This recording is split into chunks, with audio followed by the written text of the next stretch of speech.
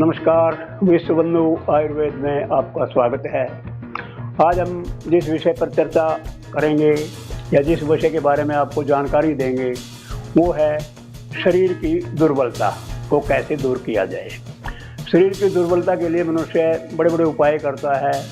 कई डॉक्टरों के, हकीमों के और वैद्यों के चक्कर लगाता रहता है, लेकिन फिर भी वो इतना भ्रमित हो जाता है कि उसे संतुष्टि ही नहीं मिल पाती कि मैं कैसे अपने शरीर को सुरक्षित रखूं। अब इस विषय पर हम आपको विशेष रूप से कुछ साधन बताएंगे जो आप अपने घर में भी कर सकते हैं और स्वास्थ्य लाभ प्राप्त कर सकते हैं और शरीर को पुष्ट रख सकते हैं। अब इन सब में जो सबसे पहले इस मिश्रण को हम कहेंगे पौष्टिक रसायन। रसायन शब्द एक रस से जुड़ा हुआ शब्द है जो एक विशेष महत्व वाली चीज़ होती है, और उसको बनाने के लिए हमारे पास कुछ जड़ियों के नाम हैं। और जड़ियाँ विशेष रूप से मैं आपको बता दूं कि प्रकृति की देन है और प्रकृति ने हमें बिना मूल्य के इनका प्रदान किया है। ये ठीक है कि आज हम अर्थवश इतने भ्रमित हो गए हैं कि इनके बारे में हमें बाज़ार में पंसारियों से या उनसे इनका संग्रह लेना पड़ता है। अतः इन चीज़ों के बारे में आपको जानकारी दे दूं कि सबसे पहले है शतावरी।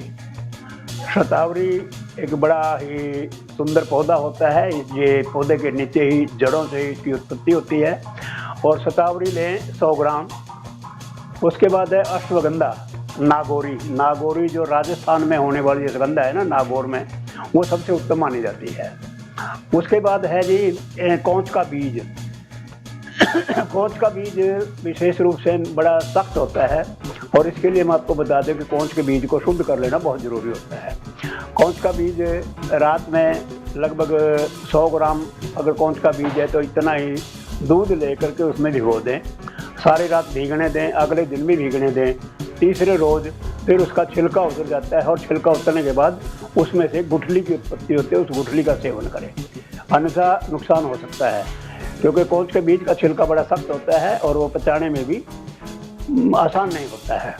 उसके बाद है जी सफ़ेद मूसली। सफ़ेद मूसली भी 100 ग्राम ही लें। और गोखरू, जिसको हमारी हरियाणवी भाषा में भोंकड़ी भी बोलते हैं और कंडेदार बीज भी बोलते हैं। गोखरू के बाद आप ले लीजिए जायफल। जायफल आजकल हम लोग, हमारे ऋषि मुनियों ने, बड़े इतिहासकारों ने इसको सब्जी के मसाले में भी उपयोग किया हुआ है। जायफल बहुत ही पौष्टिक पदार्थ है। उसके बाद है जी अकरकरा। अकरकरा भी एक बहुत ही उत्तम और पौष्टिक और तीक्ष्ण पदार्थ है। इसके बाद आता है विदारी कंद। विदारी कंद भी उसी मात्रा में 100 ग्राम में लें। बड़ी हरड़ गुठली समेत ये भी 100 ग्राम लें। और ये सारी चीज़ें मिला कर के 9-10 चीज़ें जो 100 ग्राम भी आप दोगे तो इनका वज़न हो जाता है 1 किलो के आसपास। इतने ही वज़न की इसमें मिश्री मिला करके मिक्सी में कूट करके, क्योंकि आजकल के साधन में मिक्सी ही सबसे उत्तम कूटने वाली चीज़ है, कूट कर कपड़ छान करके या छलनी से छान करके किसी प्लास्टिक के एयरटाइट बर्तन में रख लें। क्योंकि इसमें एक चीज़ विशेष रूप से बताऊंगा कि अगर आप इसको लंबे समय तक रखना चाहते हैं तो इसमें मिश्री का मिलान ना करें।